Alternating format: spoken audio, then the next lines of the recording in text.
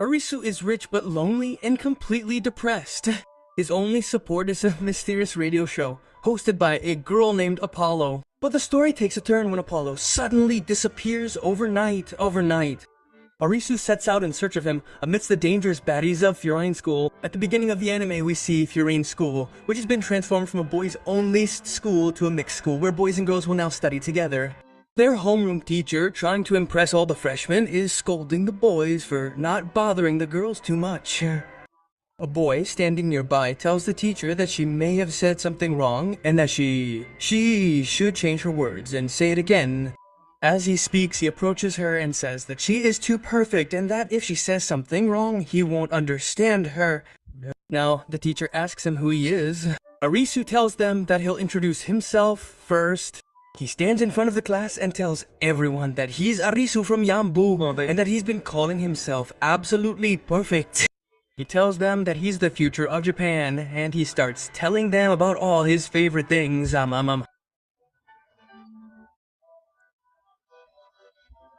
But his 1% will only become perfect when a girl in the class whispers, "I love you," in his ear. Hearing this, all the girls start thinking 99% that guy jumps at.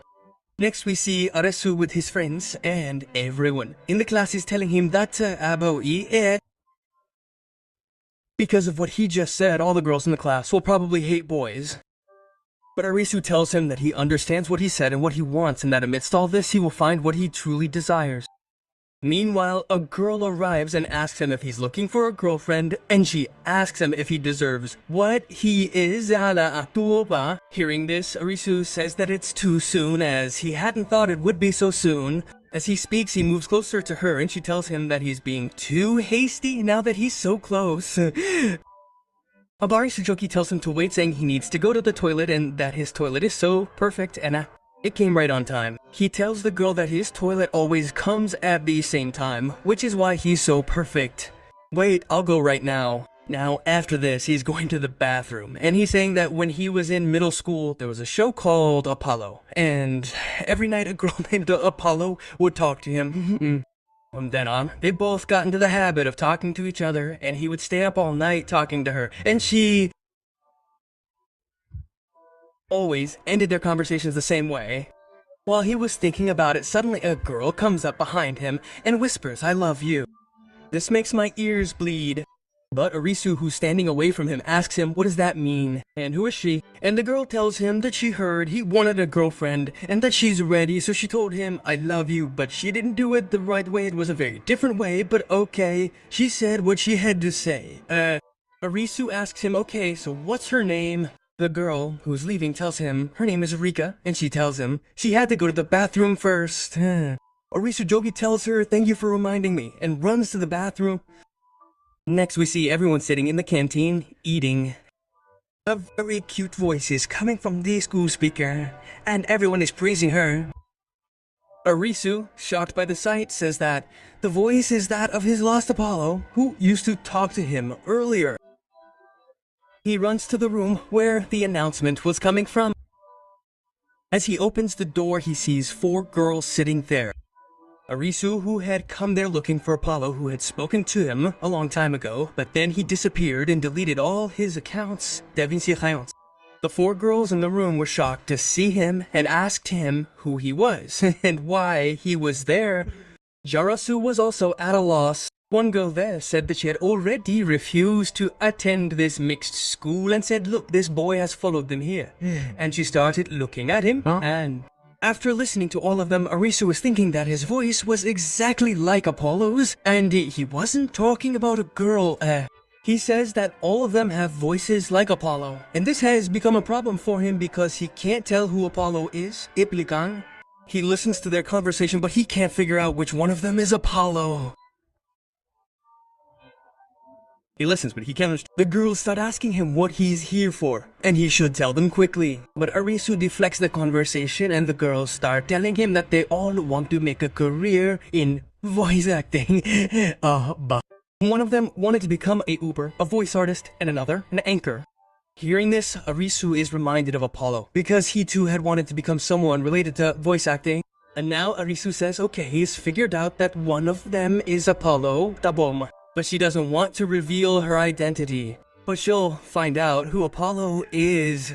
He says that if he wants to find out, he'll have to stay with them. He tells them that he also wants to make a career in The Voice, and to do that, he wants to join this group. All the girls, upon hearing this, say he can't, Arisu, with a distinct confidence, tells him that he will join and that he's the new president of their club from now on. Hearing this, the girls tell him that he's overreacting. Furthermore, the club's first president was Ray.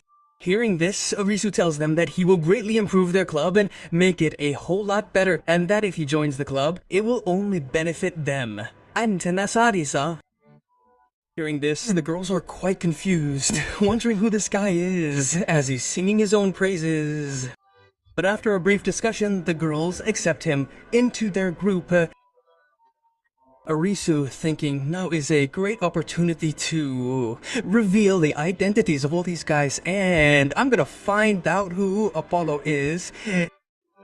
Arisu then tells them that their microphones and monitors are badly damaged, so he can fix them if he wants, Hearing this, the girls tell him that he can fix them if he wants, but they don't have the money to pay. He tells them that he doesn't need any money. After this, the girls who were thinking about something were standing there. Arisu, who was standing back, and as he looked, all 4 girls had gathered around him and whispered, "I love you," into his ear, and suddenly his ears started bleeding. Hearing this, Arisu, who was in utter shock, asked them what they were doing and then ran out. He who had come and stood outside near the wall was thinking about what had happened to him with Apollo, a past where he used to talk to her all night. One day Apollo had said, "I love you" to her, and she had replied, "I love you too." And now thinking about this, Arisu regretted saying "I love you" to a girl just by hearing her voice, which is something that everyone does. But in these times, this is the norm. And now he's thinking that he needs to delete the voice note in which she said "I love you," because even after all this perfection, if she keeps that voice note, it could cause him problems in the future and blackmail him. And that's why he needs to delete it, and he'll do it. Next, we see a scene at a club where the 4 girls are having a party. No, not that party. This one, just after Arisu joins the club, she has a small party, and everyone is congratulating her. And then we see Arisu sitting there, treated like a peacock by these 4 girls, and they're making fun of her. But in her mind, Arisu is thinking that if she wants to find out who Apollo is, she'll have to believe what they say. After this, all the girls are talking there, and Arisu is having fun with them. Next, we see Arisu saying that from now on, he will observe all the girls so that he can learn about everything about them. He then goes to a girl named Shinobu and asks her what she is doing there. Shinobu tells him that she is preparing to do her podcast. Asu says that this girl is a very good anchor and also the vice president of the student council, and everyone likes her very much, and in a way she is like an angel to them. Shinobu tells him that if he is there, he should stand quietly because she is about to start her podcast. But midway through the podcast, she starts talking about how much loopy a title is and no one understands what she's saying. Arisu, who's standing behind her, is asking what she's doing, but she shuts him up, telling him that she's in the middle of a podcast and he shouldn't speak because if he says anything, people will hear. Arisu shuts her up and stops the podcast. Next, we see Arisu with her friends, scolding her. They ask her if she's crazy. Why did she stop Shinobu? Because she looks so cute when she stutters, and that's what people love about her. Arisu ignores their words and walks away. Next we see Himegawa, surrounded by all the girls. We see that she wants to become a voice actor. All the girls are her fans, and they show her manga and ask if she can dub it with their own voice. Raris, who notices that the manga in her hand is the same manga Apollo also liked, we see her reading the manga, but then she looks at Arisu and tells all the girls that the guy standing in front of her is staring at her, and she doesn't like it. Arisu quickly runs away. Next, Arisu goes to the 3rd girl, Aiko, who wants to become Uber, and she is preparing to go live. But as soon as she goes live, she ends the live within 5 minutes. Seeing this, Arisu becomes very angry and asks her what she just did. Eiko tells her that her fans like this style of hers and they want to know her every moment and they want her. That's why she is doing this, honest. But Arisu doesn't understand anything and leaves from there. Now after this, he goes back to Shinobu, who is still broadcasting, and he takes her mic. He starts saying into the microphone, you guys are overly proud of her because she wants to achieve something solely on the strength of her voice. If you give her fake praise, how will she ever improve? Despite her terrible voice, he praises her, hoping she'll understand what she needs to improve. Oof. He tells everyone that he should tell them the truth from now on and show them the reality of what they need to do. Now that he's in this club, he'll help them all and tell them what they need to do so they can become perfect like him. Oh, now quite a name, pali. You might think everyone will applaud this, but nothing happens. The four girls pick him up and throw him out of the room. He stands outside listening to their voices, his voice resembling Apollo's, and he begins to remember memories of his past, where he told her that he loved her for who she is. He didn't just say that. What he meant was that she truly loves her for who she is. But for some reason she can't reveal her identity to him.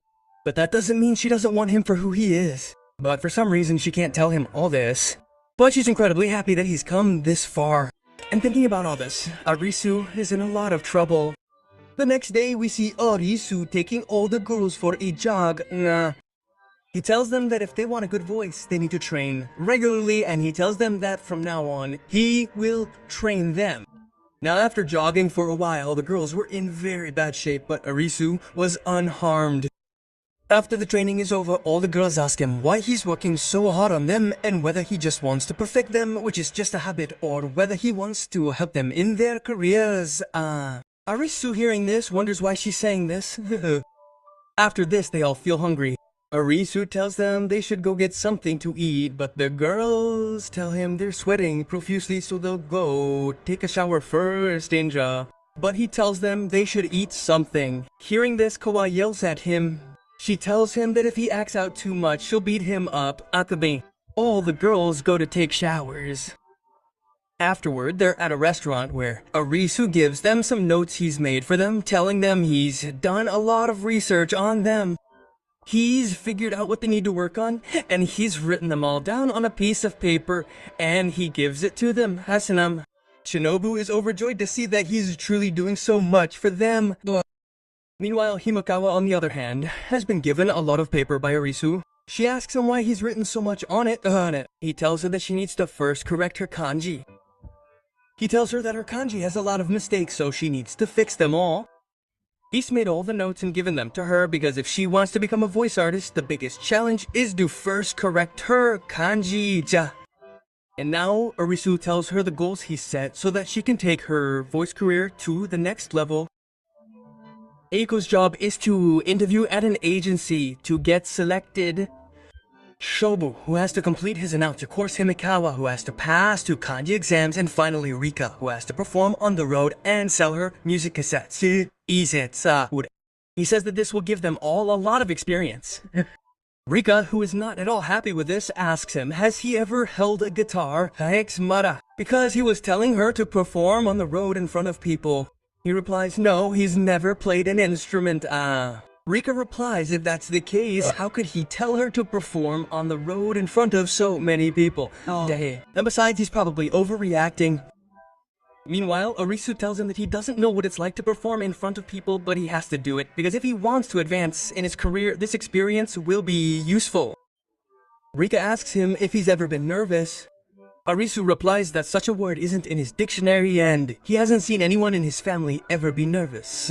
Rika approaches him, asking him why he's lying so much, that he's a total liar and won't do what he's saying, and with that, she leaves. All the girls there start telling Arisu that he shouldn't do what he's doing because it's not beneficial for him, but him. Arisu wonders if he said something wrong, and Himekawa grows even angrier. She tells him that he made the biggest mistake by being born on Earth. Arisu is now thinking that he may have said too much to Rika. Mayakawa is now telling Arisu that Rika writes and sings her own songs and that she's very good at it and that she shouldn't have said what she said to Rika. Mikaru Suwaya. Shinobu, who's there to calm Himagawa down, and Arisu, who's wondering if he's really overdone it, is now panicking. Himagawa just told him so much, and even his mother never told him so much. He tells them to go to the restroom and leaves. Arisu, who's saying that Rika has a concert every Wednesday, which she's been doing since long ago, even when there were only girls in the school, and even now when both boys and girls are together. But Arisu, who's thinking that even though she does concerts, people might not like her that much. But when he gets there, he sees that a lot of people have come to listen to her. He's shocked to see that he has so many fans, and Rika is thanking her fans for coming to hear her sing. The girls there see Arisu and think he's there just to stare at them, and maybe he has evil intentions towards Rika, so they try to shoo him away, and Arisu tells them that he's just a member of their club, and that's why he's there to hear her sing. Now, while performing, Rika is thinking that no matter how many people she performs in front of, she gets nervous at some point. And here we see Arisu thinking the same thing, where Apollo once told her that no matter how many stories she tells, she gets extremely nervous at some point. Rika begins singing, and upon hearing it, Arisu begins to think that it's the same song that was Apollo's favorite. Arisu is shocked to hear this and begins to reminisce about his past. Seeing Arisu there, Aika thinks that perhaps he's come to apologize to Joe, but for now, she focuses on singing Aikiku. She then goes over to where Arisu is sitting. She asks him if he's come to talk to her, and asks if he always comes to listen to Joe and why he's doing so. Arisu tells her that her song is absolutely wonderful, that it touches her heart, and that if she's allowed him to, she'll sing it on the street in public. Marika asks him if he came just to say that. And then she starts to leave, saying that he'll never be able to convince her to do it. And then we see Arisu standing there. A few days later, Rika is on her way to her concert, but she's wondering why Arisu hasn't come to her concert in a while. Is he angry with her for saying something to her? She thinks she'll meet him and apologize whenever she sees him. She feels like she might have said too much because Arisu didn't say much to her. Then she hears voices. She thinks her fans have already arrived and are screaming because they've been waiting so long. And when she leaves, she sees Arisu already on stage, guitar in hand. All of Rika's fans there were yelling at Arisu, telling him to get off the stage quickly because this stage belongs only to Rika. Arisu, who ignores them, says that this is his first time performing on stage. Now Rika, who has already arrived, tells Arisu to forgive him because he will be performing in her place. Rika asks him what he's doing. Arisu replies that he himself had asked if he had ever performed, so he's gonna try today. He's also been learning guitar for a while, as we can tell by his hands. That's why he hasn't been coming to her performances for so long. After hearing all this, Rika asks him if he's so crazy and the people who were already cursing him are now there. Rika tells them to forgive her because she forgot to tell them that Arisu is going to perform with her today, and that's why he's on stage. Hearing this, the people agree with Arisu Yamabuki. Arisu, who was very nervous, finishes the show, but Rika motivates him and they both finish the show. Afterward, they sit together discussing how today's show wasn't that good. Rika says that she did very well for a first time, but she must have been very scared. Arisu, standing there, says that he's a man's son and isn't afraid of such things. Rika comes over to him and starts listening to his heartbeat, telling him that his heartbeat is very fast. So why does he lie, saying he's not scared and that being so close to her might make him think something wrong? We then cut to the club where Himekawa is leaving, saying she doesn't want to do this. Eris tells her that her kanji isn't perfect yet, and if she doesn't work on it, her performance will never be good. Without saying anything, Himekawa leaves. Everyone at the club is wondering if she's found a job, as she's been doing this for a long time. We then see Himekawa rehearsing in a room for the role she's auditioning for. Now, Arisu, who is watching this from behind, also comes to know about it, and he is watching her practicing from behind, but he was saying that she is not doing it properly, and he opens the door and comes in, and he tells her that there is no emotion in her dialogues at all. Hearing this, Himekawa throws the manga at him. Now Arisu starts looking at her. He was saying that its adaptation is about to come and perhaps Himegawa wants to give voice in it. That is why she is practicing. Arisu, who is looking at Himegawa, is saying that he knows everything, and now he starts asking Himegawa about the story of the manga. Himegawa begins to explain that this is an emotional story about a prince and princess who never meet. She asks Arisu to leave so she can practice, and that she's been working so hard for the role of princess. Arisu tells her that if she wants, he can help her act as a couple. Abiyago tells her that she wants to audition but has no experience with romance. In response, Arisu kneels before her and tells her that from now on, they're a couple, she's the princess and he's the knight.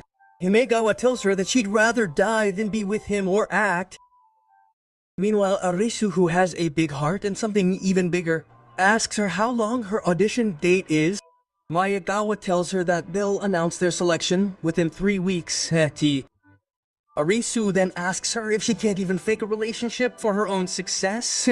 While auditions are underway, the next day we see the two of them holding hands in public and people are wondering when they've been to two together. Maegawa is incredibly embarrassed. Arisu, who's typically quite laid back, is having a good time, and everyone in the club room is also completely baffled and confused. Initially, they were ignoring her, but now they can't as their drama has escalated, and their actions seem completely insane, and they're behaving exactly like in the manga. And this continues for 15, 19, and 20 days, where he picks her up and sometimes goes for walks with her. And now, on the 20th, the last day, Arisu is telling her that she's improved a lot, that she's almost ready for the auditions. And Rahimagawa is thinking that there's a kissing scene in the manga, the very last one, where the prince and knight end the manga, and that they might have to kiss because she thinks Arisu is ready for it, and he'll make her do it. She tells herself that it's just an acting scene, not real at all. So they're just acting it out, and she looks at his chapped lips. She starts applying lipstick on them. Meanwhile, Arisu tells her that everything is over, and she should focus on her audition. Hearing this, Mayawa Jojo is deeply shocked. She asks him if he's not going to sing, as she thought he was going to. Arisu replies, why would he do that? He was just doing everything he could to help her. Magawa tells her that he'll regret it later, and in a bad mood, she leaves.